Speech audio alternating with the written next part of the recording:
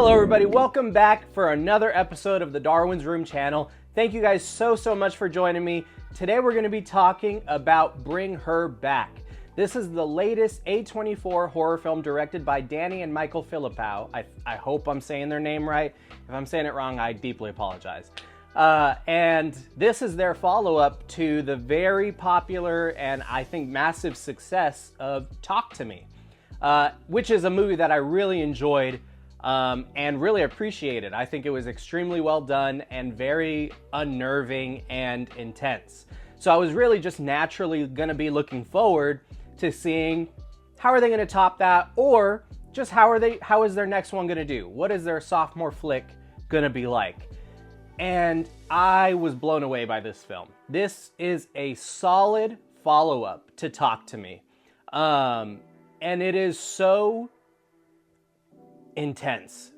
So let me start here. The performances are great. Everyone does a really great job. The actress that plays the foster mother, she is so unnerving, and she evokes this sense of discomfort, and you feel very just unsettled throughout, and there's something, you can obviously tell there's something under the surface, there's something going on, you just don't know what it is right away, and they slowly build to that. And her performance is impeccable. It is so good. And then the two siblings they are the lead characters of the film, and they're placed with this foster mother. They have such great chemistry with one another, and they both do such an incredible job. And you could just feel that there is this underlying theme of trauma and grief, of intense grief. And the way that this film explores that is very haunting. And it really makes use of those underlying themes to further perpetuate the horror of the film. Because this is a very horrific movie. It's devastating, it's heartbreaking, and it's not necessarily one that you have fun with. It's not like a fun horror movie. This is a deeply uncomfortable film. It's not one that you are going to have fun with, or be like, wow, that was such a great time. This is one that for me personally, it left me speechless for a little bit before I got up and left the theater room. And I was just kind of taken aback by it. And it is so impressive. Not just the acting or the writing and the themes, how well it handles its themes, the underlying messages, but the direction style. Visually also, it looks fantastic. There's some pretty solid cinematography throughout, but I really like how they edited the film together. The way that it's put together, it is solid, and I think it flows quite nicely. My issue with the movie would be that there were at least one or two points where I noticed there were some conveniences in the plot. For example, the brother in the film, there's a scene where and I'm not going to spoil anything, there's a scene where he's in an office of some sort and he notices something on the wall. And that particular moment felt convenient. I think they could have done that in a way where it felt less convenient, but it was just very like, oh, okay, here you go. So I think that they could have been a little bit more clever with how they wrote that into the script, but I can be forgiving of that because while the way that particular element comes into the film felt convenient, it does serve a greater purpose. So there is a bigger element to what's going on and to why it's introduced in that way. And so it serves a greater purpose.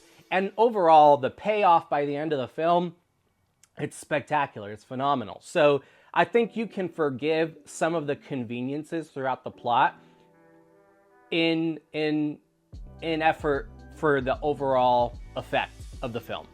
And other than that, and I know this is kind of just going to be a little bit nitpicky, the film does start off really slow, and it takes a peculiar amount of time to kind of get things going.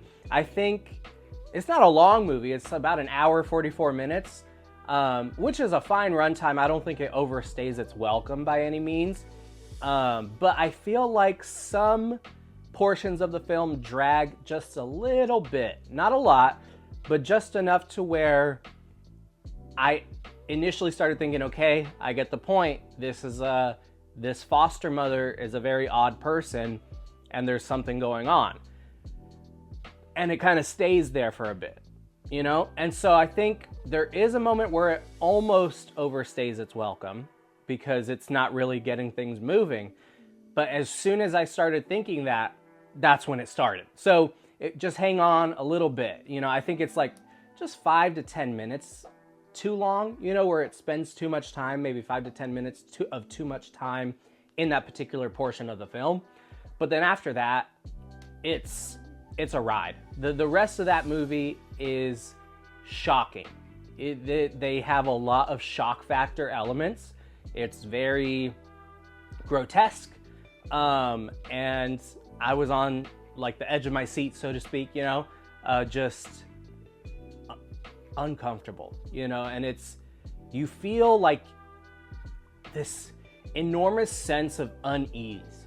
And they do such an impeccable job of doing that. And it's not just through the shock factor, you know, it's not just through the like gory type of moments. It's through the atmosphere.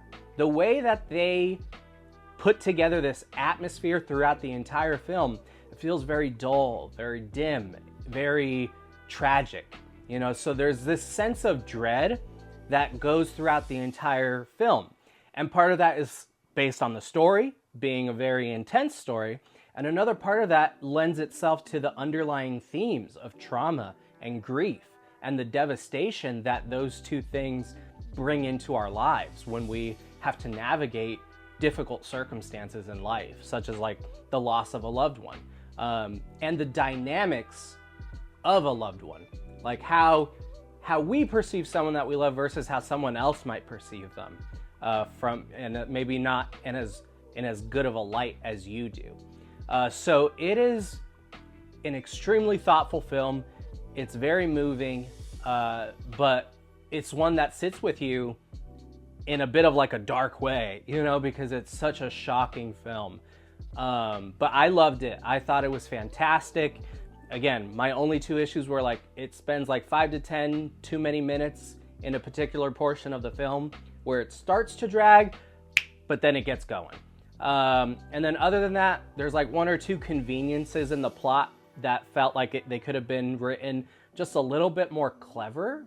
But other than that, this is exceptionally well written, has excellent characters and great development, awesome performances, heartfelt elements, relatable elements, you know, elements where I can understand the connections that I'm seeing.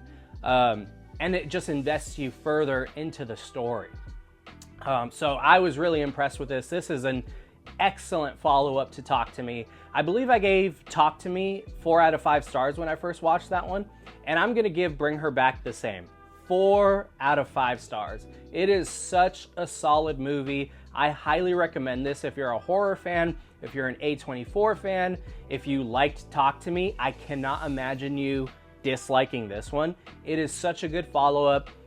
The underlying themes just elevate the quality of this film even more because it handles those themes so incredibly well. It doesn't feel shoehorned in. It's so well done. So I really enjoyed this movie. Have you guys watched Bring Her Back yet? Have you seen the trailer for it? What were your thoughts on it? I would love to hear down below in the comment section. Let me know. Did you not like it? That's okay too. I would love to have a conversation, friendly and fun debate.